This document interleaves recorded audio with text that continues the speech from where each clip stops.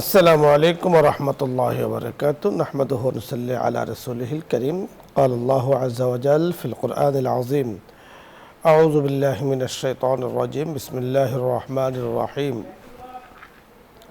ওয়া যাক্কির ফাইন্না যিকরা তানফাউল মুমিনিন ওয়া মা খালাকতুল জিন্না ওয়াল ইনসা ইল্লা লিয়াবুদুন মা উরিদু মিনহুম মির রিজকিন ওয়া মা উরিদু আন ইউতঈমুন ইন্নাল্লাহা হুয়ার রাজ্জাকু যুল কুওয়াতিল মাতিন সাদাকাল্লাহুল মাওলানাল আযীম ওয়া সাদাকা রাসূলুহুন নবিয়্যুল কারীম।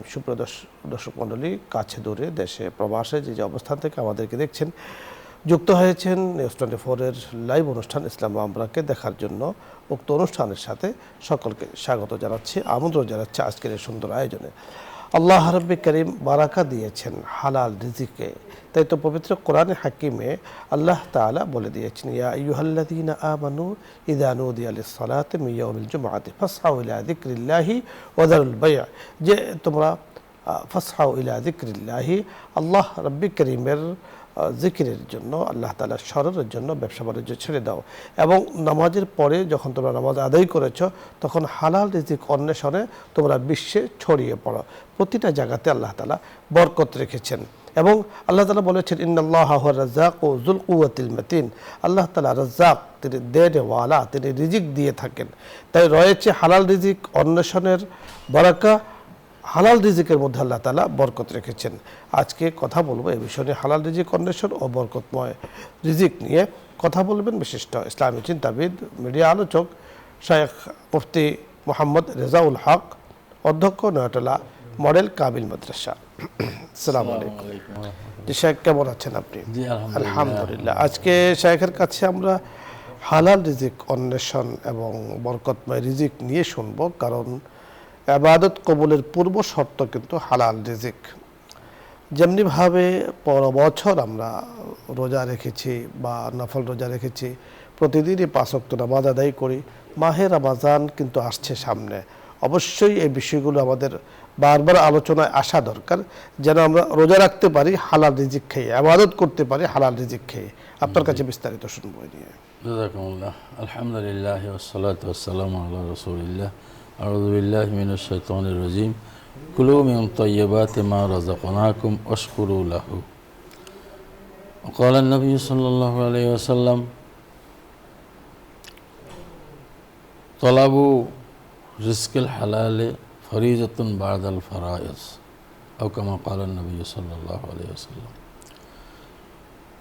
হালাল রিজিক, হালাল খাদ্য আল্লাহ পাকের নির্দেশ। আপনি যেমনটি বলেছিলেন, আল্লাহ পাক সুবহানাহু ওয়া তাআলা হালাল রিজিকের মাধ্যমে মানুষকে বারাকা দান করে। আল্লাহ পাক সুবহানাহু ওয়া তাআলার নির্দেশ পালন করলে অবশ্যই বারাকা এর মধ্যে আসবে, তো কোনো সন্দেহ নাই। তো আল্লাহ রাব্বুল আলামিন, আমাদের মালিক, আমাদের খালেক, তিনি আমাদেরকে নির্দেশ দিয়েছেন, তোমরা হালাল রিজিক খাও। অর্থাৎ আমি অনুমোদন দিয়েছি যে সমস্ত খাদ্য খাবারে, এগুলো তোমরা খাও, আর আমি যেগুলোতে অনুমোদন দেইনি, আমার অনুমোদন নাই, এগুলো তোমরা বর্জন করো। তো এটাকে আমরা হালাল রিজিক বলি। হালাল রিজিক বলতে আমরা বুঝি, আল্লাহর অনুমোদন আছে যে খাবারে সেটা খাও, আল্লাহ সুবহানাহু ওয়া তাআলার অনুমোদন নাই যে খাবারে সেটা খেও না, সেটা হলো হারাম। আর হালাল রিজিক যদি খায় তাহলে বান্দার জিন্দিগিতে বরকা নাজিল হয়। যেমন ইবাদত কবুল হওয়ার জন্য অন্যতম শর্ত হলো হালাল রিজিক খাওয়া। হুজুর সাল্লাল্লাহু আলাইহি ওয়াসাল্লাম ইরশাদ করেন, তোমাদের দোয়া কবুল হবে কিভাবে? তোমাদের পেট পুরা হারাম খাদ্যে, তোমাদের দেহ হারাম পোশাকে পরিপূর্ণ, তোমাদের দোয়া কবুল হবে কিভাবে? তো হালাল রিজিকটা হলো দোয়ার কবুল হওয়ারও অন্যতম একটি শর্ত, যাবতীয় ইবাদত কবুল হওয়ার অন্যতম একটি শর্ত। এই জন্যে আল্লাহ পাক সুবহানাহু ওয়া তাআলা রসুলদেরকেও বলছেন, ইয়া আইয়ুহার রুসুল কুলু মিন তাইয়্যিবাতি মা রাযাকনাকুম। তো আল্লাহ সুবহানাহু ওয়া তাআলা আমাদের আম্বিয়া, আউলিয়া, গৌস, কুতুব, অলি, আবদাল সকল বান্দাদেরকে একটাই নির্দেশ দিয়েছেন, হালাল রিজিক খাওয়ার জন্য। আর হালাল রিজিকের মধ্যে, হালাল রুজির মধ্যে আমাদের বরকত আছে। আল্লাহ পাক সুবহানাহু ওয়া তাআলা এই বরকত দান করবেন হালালের মাধ্যমে। হারামের মধ্যে কোনো বরকত নাই। হালালের মধ্যে আছে শুধু অসারতা, শূন্যতা। এগুলো দেখতে সাময়িকভাবে একটু বড় দেখা গেলেও, মোটা আকারে দেখা গেলেও, বস্তুতপক্ষে প্রকৃতপক্ষে এর মধ্যে কোনো বারাকার চিহ্নও থাকে না, বারাকা মানুষ খুঁজে পায় না। এই জন্যই আজকের জামানাতে আমাদের হালাল রিজিক তালাশ করার জন্য রাসূল সাল্লাল্লাহু আলাইহি সাল্লাম বলেছেন একটা ফরজ দায়িত্ব হলো হালাল রিজিক তালাশ করা। ওই নামাজ ফরজ হওয়া, পর্দা ফরজ হওয়া, রোজা ফরজ হওয়া, এই সমস্ত এগুলো যেরকম ফরজ, হালাল রিজিক অন্বেষণ করাও একটা ফরজ। আর আল্লাহ সুবহানাহু ওয়া তাআলা হালাল রিজিক তালাশকারীকে রিজিক দান করবেন বলে প্রতিশ্রুতিও দিয়েছেন। ওমা মিন দাব্বাতিন ফিল আরদি ইল্লা আলাল্লাহি রিজকুহা। আল্লাহ সুবহানাহু ওয়া তাআলা বলেন যে আল্লাহ পৃথিবীতে বিচরণকারী সকল প্রাণীর রিজিকের জিম্মা আল্লাহ রাব্বুল আলামিনের হাতে নিয়েছে। রাসূল সাল্লাল্লাহু আলাইহি ওয়াসাল্লাম ইরশাদ করেছেন, লাউ আন্নাকুম তাওয়াক্কালতুমু আলাল্লাহি কামা ইয়াতাওয়াক্কালুল তুয়ুর, মানে পশু পাখি যেভাবে আল্লাহ রাব্বুল আলামিনের উপরে তাওয়াক্কুল করে, তোমরাও যদি এভাবে আল্লাহ রাব্বুল আলামিনের উপরে তাওয়াক্কুল করো, তাহলে আল্লাহ পাক সুবহানাহু ওয়া তাআলা তোমাদেরকে অবশ্যই খাবার দিবেন। যেমন এই পশু পাখিরা সকালবেলায় ঘুম থেকে বের হয়ে ঘুম থেকে উঠে বাইরে যায় খালি পেটে, আবার সারাদিন খেয়ে সন্ধ্যাবেলায় ভরা পেটে আবার নিয়ে আসে। তাদের জন্য কেউ ক্ষেত খামারও তৈরি করে নাই, কোনো মিল ইন্ডাস্ট্রিও নাই, কোনো কলকারখানাও নাই। তাদেরকে আল্লাহ পাক যেরকম খাওয়ায় তোমাদেরকেও এরকম খাওয়াবে, তবে শর্ত হলো তোমরা হালাল পথে চলবে, হালাল রিজিকের জন্য তালাশ করবে। মারামারি, কাটাকাটি, হানাহানি, ঘুষ ঘুষ, লেনদেন, এ সমস্ত অবৈধ কাজ কারবার না করে যদি হালাল প্রকৃতপক্ষে হালাল জিনিসটা পাওয়ার জন্য আমি চেষ্টা করি, আল্লাহ পাক সুবহানাহু ওয়া তাআলা জিম্মাদারি নিয়েছেন। ওমা মিন দাব্বাতিন, আপনি বড় চমৎকার বলছিলেন। দর্শক মণ্ডলী, আজকে আমরা আলোচনা করছিলাম হালাল অন্বেষণ সম্পর্কে। আল্লাহ তাআলা কোরআনে হাকিমে বলেছেন, ওয়া হাল্লাল্লাহুল বাইআ ওয়া হাররামার রিবা। আল্লাহ পাক ব্যবসাকে হালাল করেছেন, জায়েজ করেছেন এবং এর মধ্যে বরাকা রেখেছেন। তাই ব্যবসা আমরা করব, বাণিজ্যের সাথে যুক্ত থাকব, লেনদেন করব, পারস্পরিক মুআশারাত করব, তবে সেটা হতে হবে অবশ্যই হালাল পদ্ধতিতে। এর মধ্যে অনেক অনেক বারাকাত রয়েছে, কারণ আল্লাহ রাব্বুল কারীম তিনি ভালো জানেন যে আমার জন্য কোন কাজটা বরকতময় হবে। আমি পরিশ্রম করব। একজন ব্যবসায়ী ব্যবসা করছেন, চাকরিজীবী চাকরি করছেন, কৃষিবিদ কৃষিকাজ করছেন, যেই কাজ করছেন, আমি রাব্বুল কারীমকে সন্তুষ্ট করার জন্য ইসলামী পদ্ধতিতে আমি কাজগুলো করব, আল্লাহ তাআলা বরকত দেবেন। কারণ কার রিজিক কোথায় আছে সেটা আল্লাহ তাআলা ভালো জানেন। দেখুন, অনেক সময় দেখা যাচ্ছে মানুষ উপার্জন করে অনেক, কিন্তু সে কিছু ভোগ করতে পারে না, অর্থাৎ তার রিজিক নেই, রিজিক উঠে যাচ্ছে। তা অথচ অনেক মানুষ আছে এরকম, উপার্জন কম, কিন্তু আল্লাহ তাআলা এত রুচি দিয়েছেন, এত ব্যবস্থাপনা করে দিয়েছেন যে আলহামদুলিল্লাহ তার কাছে শান্তি আর প্রশান্তি আল্লাহ পাক নাজিল করেন। তাই আমরা হালালের মধ্যে থাকবো। হালালে আল্লাহ তাআলা বরকত রেখেছেন, হারামে না বরকত রেখেছেন। হালালে আল্লাহ তাআলা শান্তি রেখেছেন, হারামে অশান্তি রেখেছেন। হালালে আল্লাহ তাআলা মুক্তি রেখেছেন, হারামে আল্লাহ তাআলা ধ্বংস রেখেছেন। সব ধরনের হারাম থেকে দূরে থাকবো, সব ধরনের হালাল আমরা গ্রহণ করব। দর্শক মণ্ডলী, আলোচ্য বিষয় নিয়ে আপনাদের কিছু বোঝার থাকলে অথবা কোনো প্রশ্ন থাকলে, কোনো মাসলা মাসাইল সম্পর্কে আপনি প্রশ্ন করতে পারেন। ইনশাআল্লাহ আমরা চেষ্টা করব জবাব দিয়ে কথা বলার জন্য। প্রথমে যিনি আছেন, আসসালামু আলাইকুম। দর্শক পরিচয় বলে প্রশ্ন করুন। আসসালামু আলাইকুম ওয়া রাহমাতুল্লাহ। আস্তে কথাগুলো আসছে, জোরে বলতে হবে।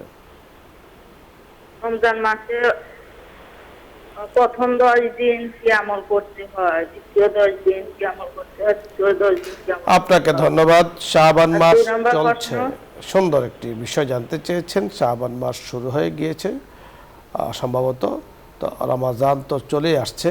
প্রথম দশকে কি আমল, দ্বিতীয় দশক এবং তৃতীয় দশকে কি আমল করবেন? রাসূলুল্লাহ সাল্লাল্লাহু আলাইহি ওয়াসাল্লাম বাগ করে দিয়েছেন, প্রথম আউয়ালুহু রাহমাতুন, আওসাতুহু মাগফিরাতুন, আখিরুহু ইতকুম মিনান নিরান। আল্লাহ পাক সুবহানাহু ওয়া তাআলার রহমত পাইতে হইলে রহমতের বর্ষণ হবে প্রথম 10 দিন। আল্লাহ পাক সুবহানাহু ওয়া তাআলার রহমত পাইতে হলে বেশি বেশি করে তওবা ইস্তেগফার দুরূদ পাঠ করতে হবে, কোরআন শরীফ তেলাওয়াত করতে হবে, আল্লাহ রাব্বুল আলামিনের কাছে অতীত জিন্দেগির গুনাহ খাতাগুলো স্মরণ করে কান্নাকাটি করতে হবে, মাপ চাইতে হবে ভবিষ্যতে আমার দ্বারা যেন এই সমস্ত গুনাহ খাতা না হয়।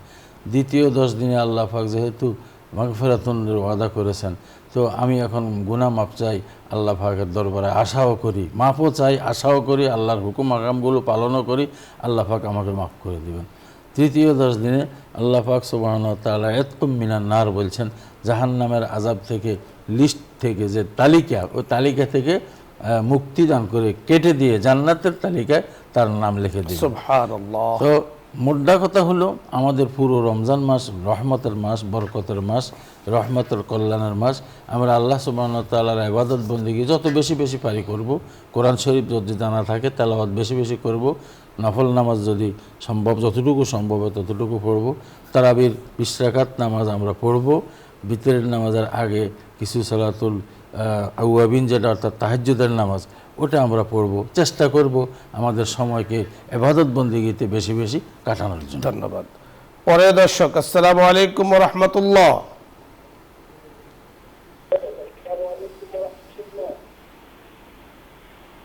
ওয়ালাইকুম আসসালাম। প্রশ্ন বলুন। হুজুর, দোয়া কবুল হওয়ার দোয়া কবুল কিতে হয় একটু বলবেন? দোয়া কবুল হওয়ার বিষয় আপনি জানতে চেয়েছেন, আমাদের শায়েখ কিন্তু বলে দিয়েছেন। দোয়া কবুল হওয়ার জন্য প্রথম এবং প্রধানতম শর্ত হলো রিজকে হালাল, হালাল রিজিক বক্ষণ করা, হালাল রিজিক অন্বেষণ করা, হালাল পথে চলা, হালাল পদ্ধতি অবলম্বন করা দোয়া কবুল হওয়ার শর্ত।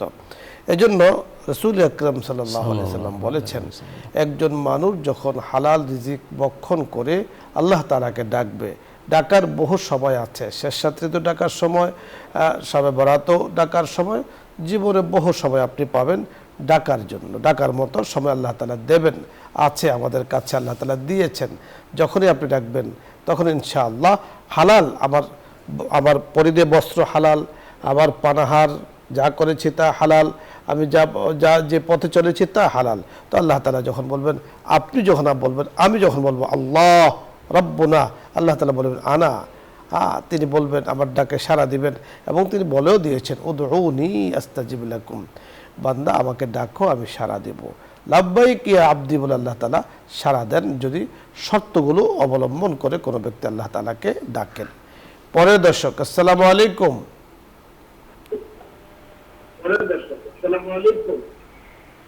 ওয়ালাইকুম আসসালাম। আসসালামু আলাইকুম। ওয়ালাইকুম আসসালাম ওয়া রাহমাতুল্লাহ। হুজুর, ইশরাক নামাজের সময় কি সালাতুল আযাব পড়া যাবে? জি, ধন্যবাদ। পড়া যাবে।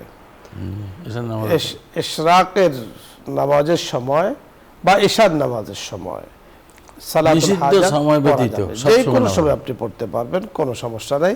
শুধু 3টা ওয়াক্ত ছাড়া, ফজরের সূর্য ওঠার সময়, এবং সূর্য যখন মাথার উপরে সোজা হয়, এবং সূর্যের ডোবার সময়, গরুবে শামস, বাকি সবসময় পড়া যাবে। পরের দর্শক, আসসালামু আলাইকুম। হ্যালো, আসসালামু আলাইকুম। ওয়ালাইকুম আসসালাম। হুজুর, আমার 5টা প্রশ্ন আছে। বলুন। হুজুর, যে সূরা বাকারার সেই দুয়াত আমরা হচ্ছে রাত্রে মাগরিবের পর পড়বো না এশার পরে পড়বো?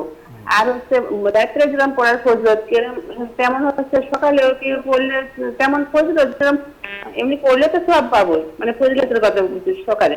আর দ্বিতীয় নাম্বার প্রশ্ন, হুজুর, আমি নামাজ পড়ে আল্লাহর কাছে দোয়া করে যদি মানুষ বলি যে আল্লাহ আমার আশা পূরণ করে থাকবে, যা চাইছে আল্লাহ তাই দিতে, এসব গল্প কি মানুষের কাছে বলা যাবে যে আল্লাহ আমার দোয়া কবুল করেছে? আর আরেকটা প্রশ্ন হচ্ছে যে আমি একটা যে হাদিসের কথা হচ্ছে, আমি একটা যদি বাইরে একটা কাজ করি, এমন একটা প্রশ্নকে শুনতে পেলাম না, আমার মনে হয় যে আমার ভিতর থেকে মনে একটা কি হারিয়ে গেল, বা একদিন সোমবার বৃহস্পতিবার করতে পারলাম না, একদিন কোরআন হাতে দিতে পারি না, আমার এরকম মনে হয়। হুজুর, এরকম মনে হওয়ার কারণ কি, মানে বুঝি না। আর আরেকটা প্রশ্ন হচ্ছে যে আমি সোমবার বৃহস্পতিবার তার সাথে রোজা করি হুজুর, কিন্তু আমি হচ্ছে নিয়াত করে দিচ্ছি রোজা নষ্ট হয়েছে, রোজা রাখছে না, আর সোমবার বৃহস্পতিবার 2টা রোজার সব ছিল, কিন্তু আমার ফরজ কোনো হিসাব নাই হুজুর। এখন আমি যতদিন যাচ্ছি আর যতদিন করাবে ততদিন। ধন্যবাদ। জি জি, আমরা বুঝতে পেরেছি। আপনার অনেকগুলো প্রশ্ন আমরা পেয়েছি। প্রথম যে প্রশ্নটি করেছেন, সূরাতুল বাকারার শেষ যে 2 আয়াত, জি জি জি, 2 আয়াত তো মাগরিবের পরে পড়বেন না ইশার পরে পড়বেন? হাদিস শরীফে, বুখারী শরীফের রওয়ায়াতে আসছে, মান ক্বারাআ এই আয়াতাইনে মিন আখিরি সূরাতিল বাকারা, সূরা বাকারার শেষ 2 আয়াত যে ব্যক্তি পড়বে কাবলাল নওম, ঘুমানোর আগে, অর্থাৎ এশার পরে ঘুমানোর আগে। অর্থাৎ এশার পরে তো দুনিয়াবি কোনো কাজকর্ম থাকতেও পারে, তাহলে এই কাজকর্ম সেরে যখন ঘুমাইতে যাবে তখন পড়লে সবচেয়ে উত্তম। সব কাফাতা হাদিসে পরে তার বরাকাত যেগুলো রয়েছে এগুলো পাবেন। অর্থাৎ যে কোনো সময় আপনি তেলাওয়াত করুন, ফজিলত আপনি পেয়ে যাবেন, কিন্তু বিশেষ ফজিলত পাওয়ার জন্য কাবলান নওম অর্থাৎ ঘুমানোর আগে পড়লে পাওয়া যাবে। আরেকটি প্রশ্ন আপনি করেছেন যে আপনি নামাজ পড়েন, তো নিঃসন্দেহে নামাজগুলো যেন সহি তরিকায় হয় সেদিকে খেয়াল রাখতে হবে। উনি আরেকটি বিষয় বলেছেন যে হাদিসের কথা আলোচনা হচ্ছে, মাঝখানে উনি কথা শোনেননি, বাইরে চলে গিয়েছেন, এখন পরবর্তীতে খালি বারবার এটা মনে হয় যে আমি কথাটা শুনতে পারলাম না, এতে তো সওয়াব পাবেন নিঃসন্দেহে, আফসোস থেকে যায় না শোনার কারণে, সওয়াব পাবেন। প্রতি সোমবার বৃহস্পতিবার উনি রোজা রাখেন, নফল রোজা। এখন জীবনে কত রোজা কাজা হয়েছে তা তো সংখ্যা জানা নেই। এখন নফল রোজার মধ্যে যদি ফরজের নিয়ত করে এবং সারা জীবন এভাবে আদায় করতে থাকে, হয়ে যাবে তো। উনি ওই কাজার নিয়ত করবে, নফল রোজার মধ্যে নফল রোজা রাখে যখন থাকে তখন সব, কিন্তু ওনার জীবনের কাজা কতগুলো রোজা আছে ওনার যদি জানা না থাকে, তাহলে এভাবে নিয়ত করতে ওলামায়ে কেরাম বলছেন আমার জীবনের সর্বপ্রথম যে রোজাটা কাজা আছে ওটা আমি আজকে রাখতেছি। তো আল্লাহ তো জানেন সর্বপ্রথম। আপনি সুন্দর বলেছেন। দর্শক, আপনি যে প্রশ্ন করেছেন আপনার জীবনের কতগুলো রোজা কাজা ছিল আপনার মনে নেই, আপনাকে হিসাব করে দিতে হবে। আপনি হিসাব করবেন, তারপরও মনে নেই, হিসাব করবেন কিভাবে? একটু আন্দাজ করে নিতে হবে। আন্দাজ করার পরে হয়তোবা 2-4টা বেশি হবে অথবা কম হবে। আপনি আন্দাজ করে নিয়ে আদায় করুন, আদায় করার সময় 2-4-5টা বেশি আদায় করুন, কোনো সমস্যা নেই। যদি বেশি আদায় হয় এতে করে সওয়াবই পাওয়া যাবে, গুনাহ তো আর হবে না। এজন্য হিসাব করে নিতে হবে যাতে আমার জীবনে এতগুলো রোজা। এখন আপনি প্রতি সোমবার বৃহস্পতিবার রোজা রাখছেন, দেখা গেল আসলে কতগুলো রোজা আপনার জানা নেই। অন্তত আপনি তো আল্লাহ রাব্বুল কারীমের কাছে একটা হিসাব তৈরি করবেন যে আল্লাহ আমার এই ছিল, আমি আদায় করেছি। আল্লাহ তাআলা আমাদেরকে তৌফিক দান করুন। দর্শক মণ্ডলী, আপনাদের সকলকে ধন্যবাদ জানাচ্ছি, শায়েখ আপনাকে ধন্যবাদ জানাচ্ছি, শুকরিয়া জ্ঞাপন করছি রাব্বুল কারীমের যে রব আমাদেরকে এত সুন্দর কাজে অংশগ্রহণ করার তৌফিক দিয়েছেন, সুযোগ করে দিয়েছেন। ইয়া রাব্বিল লাকাল হামদ ওয়া লাকাশ শুকর। আজকে আর নয়, ধন্যবাদ জানিয়ে আজকের এই আয়োজন শেষ করছি। দেখা হচ্ছে আগামী দিন বিকাল 3টা 30 নিউজ 24-এর পর্দায়। ইসলাম আমরা এই অনুষ্ঠানে। আসসালামু আলাইকুম ওয়া রাহমাতুল্লাহি ওয়া বারাকাতুহু। দোয়া হবে দুরূদ ইস্তিগফার পড়ে। আল্লাহুম্মা সাল্লি আলা সাইয়্যিদিনা ওয়া নাবিয়্যিনা ওয়া শাফি'িনা ওয়া হাবিবিনা ওয়া মাওলানা মুহাম্মদ সাল্লাল্লাহু আলাইহি ওয়া আলা আলিহি ওয়া আসহাবিহি ওয়া বারিক ওয়া সাল্লিম। আস্তাগফিরুল্লাহ রাব্বি মিন কুল্লি যামবিন ওয়া আতুবু ইলাইহি। লা হাওলা ওয়া লা কুওয়াতা ইল্লা বিল্লাহিল আলিয়্যিল আযীম। আলহামদুলিল্লাহি রাব্বিল আলামিন الرحمن الرحيم مالك يوم الدين إياك نعبد وإياك نستعين اهدنا الصراط المستقيم صراط الذين أنعمت عليهم غير المغضوب عليهم ولا الضالين يا الله يا كريم يا رحيم سورة البقرة يا الله আবেদন নিবেদন আপনি শিখিয়ে দিয়েছেন, কোন পথে চলতে হবে তাও আপনি বলে দিয়েছেন।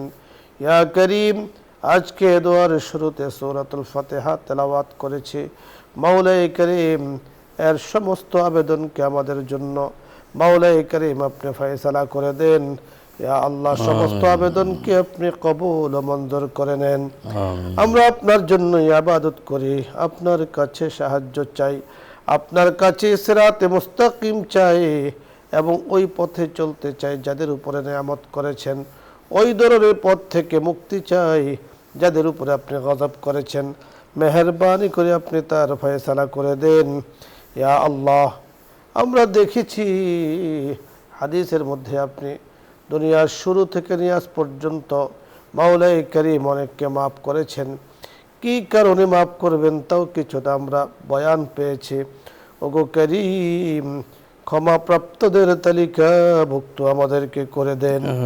ইয়া আল্লাহ, যাদেরকে আপনি দয়া করেছেন, নিয়ামত করেছেন, তাদের তালিকাভুক্ত আমাদেরকে করে দেন। যাদের উপরে রাগ করেছেন তাদের পথ থেকে আমাদেরকে হেফাজত করেন। মাওলাই করিম, ইসলাম অনুষ্ঠানকে আপনি কবুল করে নেন। আমরা যারা যুক্ত আছি আমাদেরকে কবুল করে নেন। বসুন্ধরার চেয়ারম্যান মহোদয়কে আমাদেরকে, ইয়া আল্লাহ, পরিবারের সদস্য যারা আছেন, মাওলাই করিম, জীবিত মৃত সকলকে কবুল করে নেন। ইয়া আল্লাহ, মৃতদেরকে মাফ করে দেন, কবরগুলোকে জান্নাতের টুকরা বানিয়ে দেন, জাহান্নাম থেকে মুক্তির ফয়সালা করে দেন।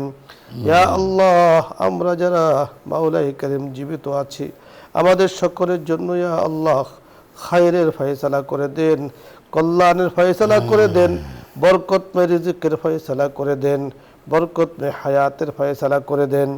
মাওলাই করিম, ইয়া আল্লাহ, ইয়া করিম, বিপদে যখন পড়ি ইয়া আল্লাহ আপনার রহমত যেন আমাদের সাথে থাকে। ইয়া আল্লাহ, তার আগে আপনার কাছে নিবেদন করছি সব ধরনের বিপদ আপদ থেকে আমাদেরকে হেফাজত করেন, বড় পরীক্ষা থেকে আপনি হেফাজত করেন, জিন ও ইনসানের খারাপি থেকে আপনি হেফাজত করেন, শত্রুতা থেকে আপনি হেফাজত করেন, জিনের কুতদবির থেকে আপনি হেফাজত করেন, কুষড়যন্ত্র থেকে আপনি হেফাজত করেন। ইয়া আল্লাহ, আপনি পবিত্র কোরআনে আয়াত নাযিল করে দিয়েছেন, মিনাল জিন্নাতি ওয়ান নাস, জিন এবং মানুষের খারাপি থেকে হেফাজত করেন। আপনার হাবিবের উসিলায় আমাদের দোয়াকে কবুল করে নেন। আমিন। বিহুরমাতি সাইয়্যিদুল মুরসালিন, আলহামদুলিল্লাহি রাব্বিল আলামিন।